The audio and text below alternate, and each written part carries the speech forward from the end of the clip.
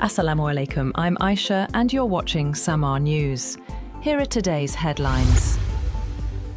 Preparations for technical negotiations between the United States and Iran have hit a roadblock after a planned meeting in Switzerland was called off, raising fresh questions about the implementation of the recently signed agreement aimed at ending months of conflict between the two countries. According to a statement issued by Switzerland's Foreign Ministry, talks that had been scheduled for Friday at the Bergenstock mountaintop resort in Switzerland will no longer take place. The announcement followed confirmation from the White House that US Vice President J.D. Vance had withdrawn from a planned trip to Switzerland, where he was expected to meet Iranian negotiators and launch technical discussions on implementing the 14-point agreement reached between Washington and Tehran.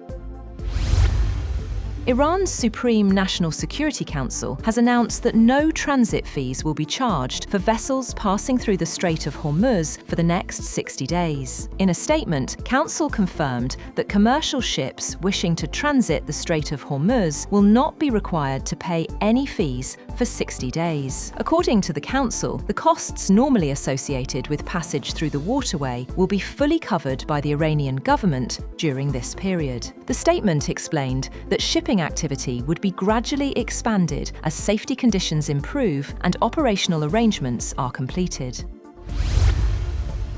US President Donald Trump has described the Memorandum of Understanding with Iran as being close to Tehran's unconditional surrender, claiming the United States completely defeated Iran militarily while choosing a limited agreement to avoid a wider global crisis. In an interview to Axios, Trump said the war demonstrated American military superiority, but continuing the operation could have triggered a global economic shock by threatening the Strait of Hormuz and oil supplies. He warned that if the operation had continued, the Strait of Hormuz could have remained closed, threatening global oil shipments and raising the risk of a worldwide economic depression.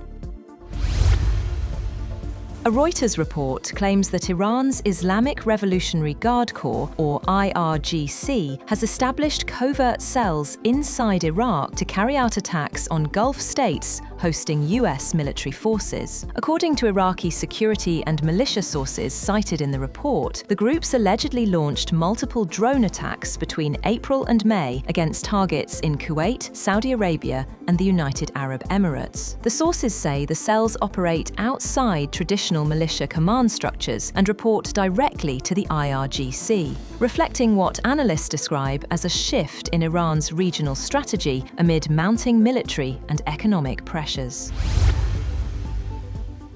At least 15 people have reportedly been killed in Israeli strikes in southern Lebanon, despite the recently signed US-Iran memorandum aimed at reducing tensions across the region. The Israeli military says it continues to conduct air and ground operations targeting Hezbollah members and infrastructure, claiming the strikes are a response to repeated ceasefire violations. The attacks come at a sensitive moment for regional diplomacy, raising questions about the broader impact of ongoing military operations on efforts to stabilize the Middle East following the US-Iran agreement.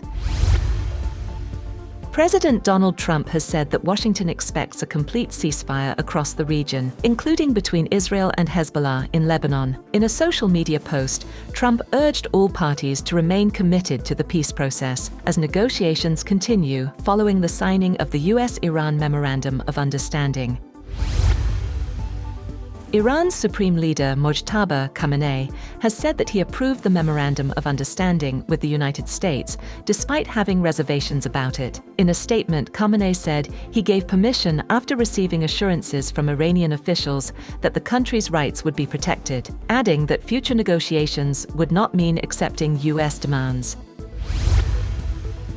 Meanwhile, Iran's chief negotiator, Mohammad Bakr Kalibaf, says that the Strait of Hormuz will not return to pre-war conditions following a peace deal with the United States. Speaking on Iranian media, Kalibaf said Iran would still operate within international law and rules of navigation, but insisted the situation in the strategic waterway has fundamentally changed. He also referenced a reported US-Iran memorandum, saying $300 billion in investment has been allocated for Iran, including reconstruction funding. The US military has reportedly lifted its blockade of maritime traffic to Iranian ports following the implementation of the US-Iran Memorandum of Understanding. The move opens the way for shipping through the Strait of Hormuz, although industry officials say a return to normal traffic levels could take time. That's all for now. For more updates, visit www.samaa.tv. Thank you for watching Samaa News.